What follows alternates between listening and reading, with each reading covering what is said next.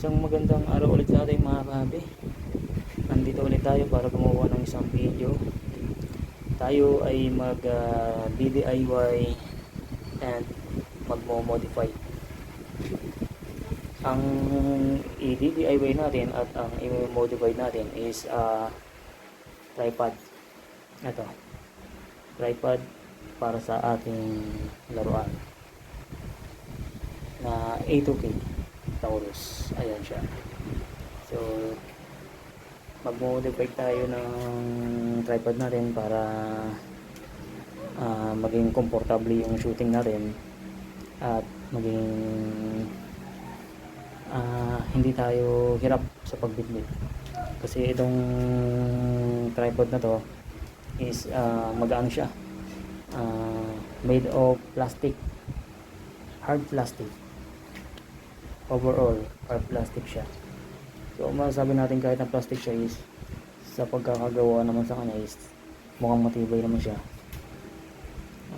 Aalagaan lang, huwag lang natin ubusuhin para tumagal.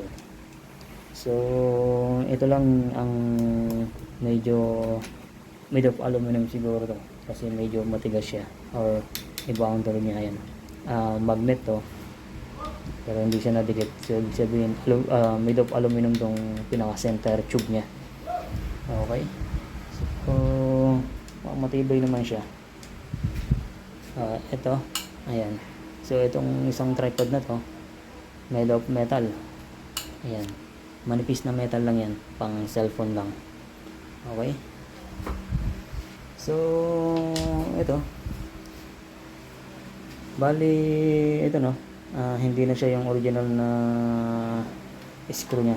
So ayan, nag-provide na tayo ng bagong screw para dyan sa gagawin nating modification. Tatanggalin ko lang. So ito na, tanggalin natin. So ayan, hindi na yung original na screw yan. So bali may naka-provide siya na nut para dito sa natin, pinaka-lock niya na siyang ilalagay natin para kumapit doon sa ilalagay natin flat bar. So okay, papakita natin yung gamit. So ito is matibay naman siya, hard plastic, so hindi siya basta-basta magbibiyak. Siguro magbibiyak as long na yung weight mo ay hindi mo siya ibibigay dito once na ginamit natin para sa ating laruan. Okay, so pakita lang natin yung ibang mga magagamit para sa ating gagawin ng DIY.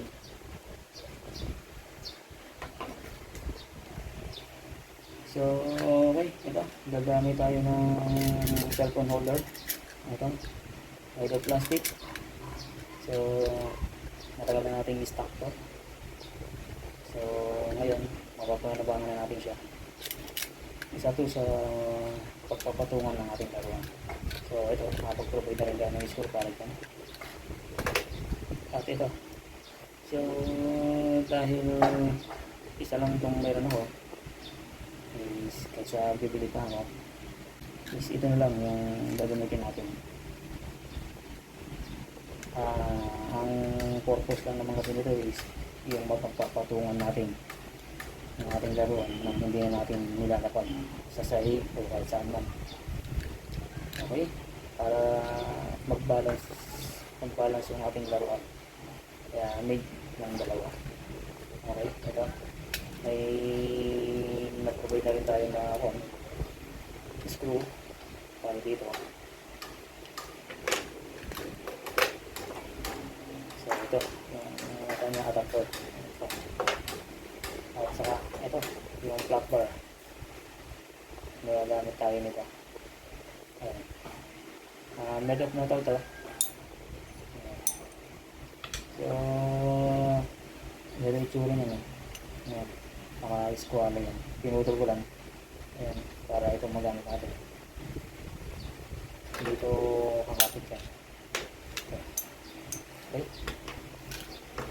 so ito, kung makapansin nyo, may mga butas na to. Dati nang may mga butas yan. So sa production to siguro, sa production to. So ang dinagdag lang natin na butas is ito. Nagbutas tayo dyan para dito sa strap. So ito, kailangan natin itong strap na to para sa secondary safety ng ating laruan, para iwas hulog pagka pinatong na natin dito. Kaya meron tayong strap na gagamitin para pang protection. Okay, so ito, konti na nag-provide din tayo ng screw para dito sa strap. So dito papasok yan kung saan tayo nagbutas, na pinagdag natin ng butas. So, isang butas lang ginawa natin dyan.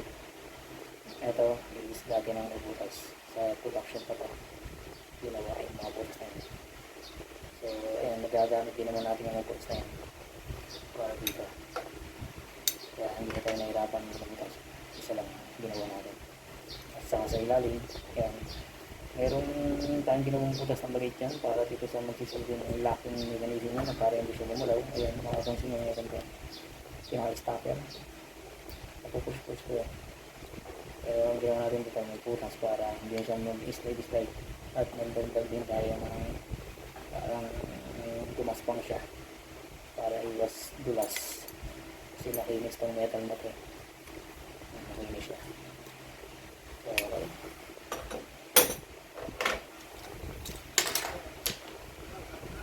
so yung strap na to, isang matibay pala itong strap na to, galing pa to sa aking short na Manjaro. Manjaro branded, kaya yung locking mechanism nito ay talagang subok ng matibay. Ang lakas ng click niya, kaya safe yung laruan natin dito. Kaya ito ang basic natin na ilagay sa secondary safety ng ating laruan. Okay, okay, proceed tayo. Laglag yung nut.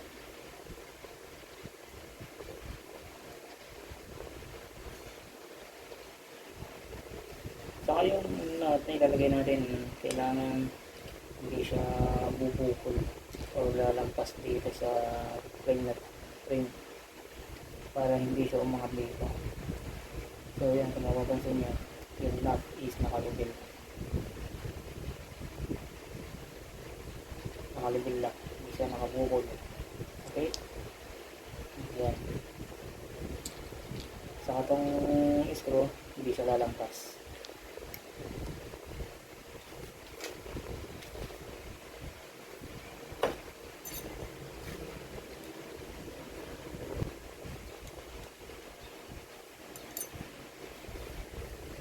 So yun, may guide tayo na bukas doon.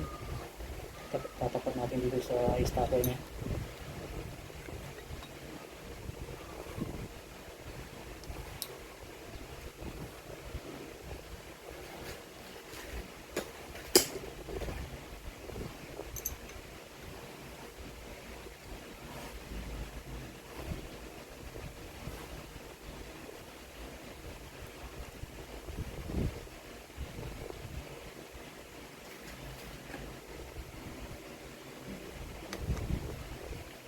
Tignan natin ang mabuti. Ayan.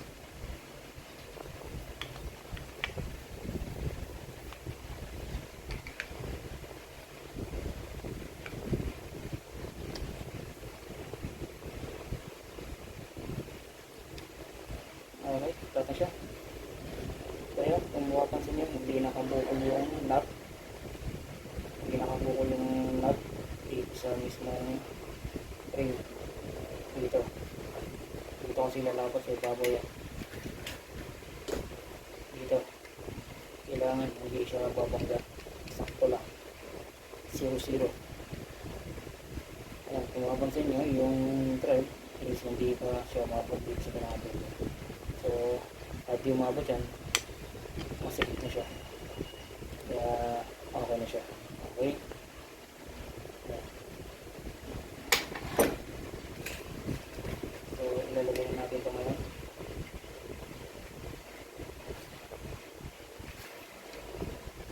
quick release. Ito maganda nito, quick release. Pwede mo siyang tanggalin pag iligpit na.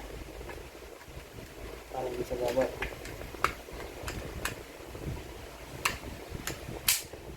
Ayan. Okay.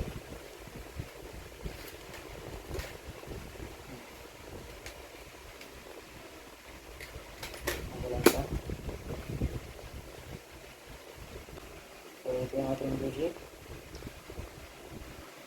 So yung bilog kailangan nandiyan pa rin siya kasi ito nagigap siya. So yan. Parang yung babaw.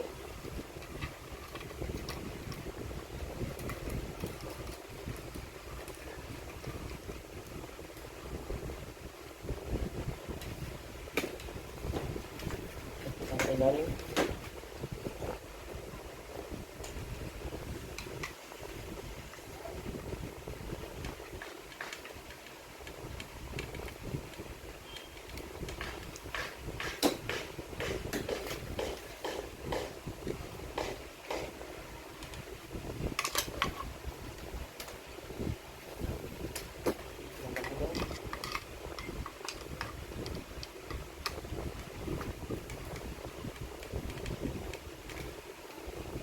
Okay, naipit na.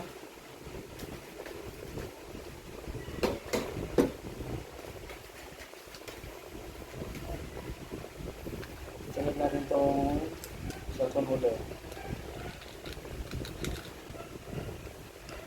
Okay, tulungan natin ito. Yan.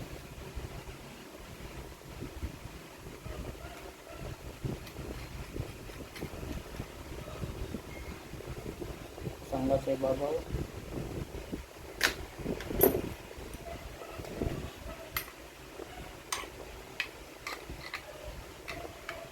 Lagay tayo ng gas of orange.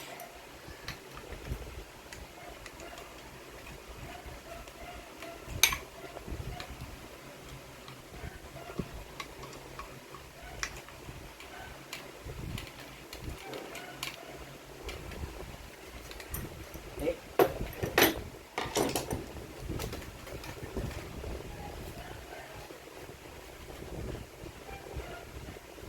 Ito na.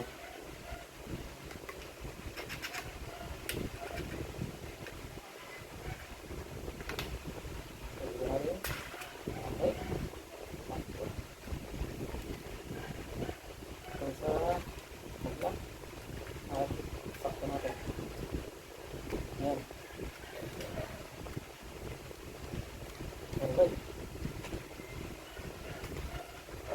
Ang dalaw.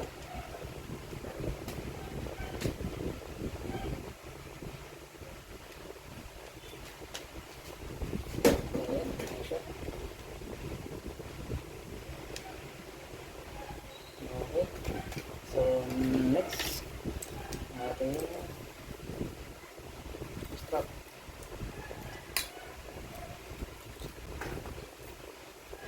Double washer. Sa ilalim mo siya.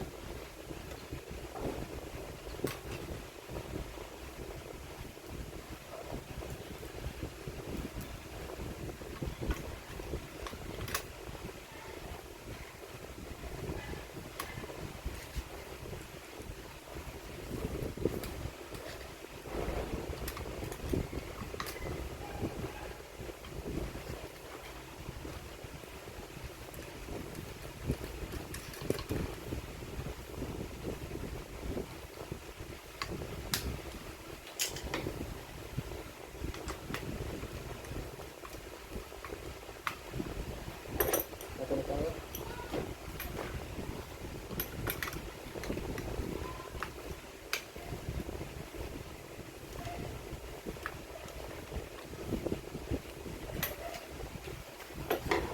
So, ito na. Finish na mga kabi. Okay. So, ngayon, set up natin. Mapakita natin kung gaano ba siya katibay. Pag nilagay natin yung ating laruan. Okay. So, ito. Lalagay natin si 8 pounds. So, ayan siya. Makikita niya. Nitawang ko.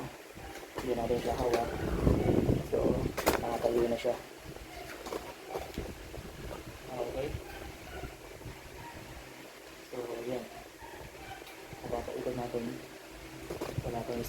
Pero sure na kailangan lagyan natin ng strap para pang secondary safety niya, para iwas lamlag. So ito yung kanya, no? Dulo para mag-lock. Papasok natin dito. Ito may butas siya. Dito natin siya papasok. Sa natin natin lalagyan. So sa flat bar pa rin siya nakakapit. Flat bar. So papasok natin siya dito. Lalo dito sa labas. Babalik natin dito. So ayan. Galing na siya doon. Tapos lalagay mo siya dito. So ayan. Sa flat bar pa rin siya. Dikit or dumaan, flat bar, yan. Tapos babalik mo ulit dito. So sakto yung nagawa ko ng strap para dito, yung haba niya sakto lang. So ayan siya, nakalak na siya. Pwede mo siya i-baba, yan, kung nasa taas yung target. Okay, so ayan. Kung nawapansin mo, naka-slide siya. Pero sure na nakalak to, kasi ito yung baka pag lumuwa, diretso baba naman siya. So kailangan tansyahan din na nakalak, so nasa tamang higpit. So pag ibababa mo naman, ngayon nakatayo ka, so luwakan lang to, tapos yan, pwede na siyang ibaba sa baba yung target.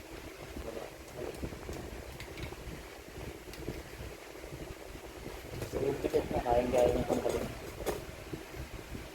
So yan, nakababa na siya. So dito, sabi ko medyo ako naman itong tripod natin ngayon, kahit na overall plastic siya. So meron tayong patungan. So may kabigatong itong ating laruan, no? Dahil may bala na dyan, may bala na nakalagay dito, pellet. Wala yung nilalagay na accessories na range finder. Ayan. So masasabi natin na medyo bigat-bigatan itong laruan natin. Kaya patingin ko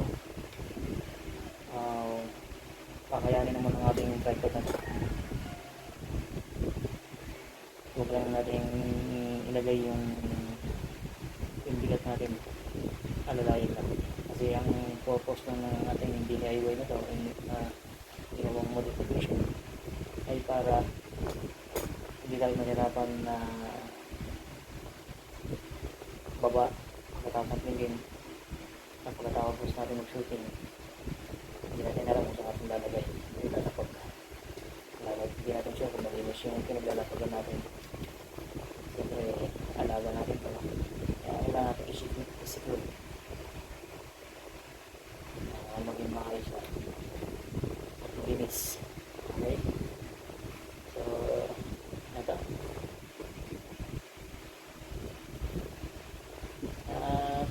Ako naman siya. Ayan, kita natin. Nakapapakikot na siya. Ayan. Nakapapakikot natin. So, ayan. Okay. Maganda. Pagkagamit na tayo. Kasi, napakagaan ito. Super handy niya. Magaan lang.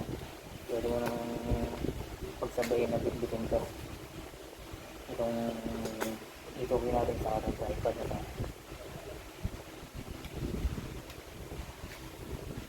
So, okay, mga sabi. Sana ay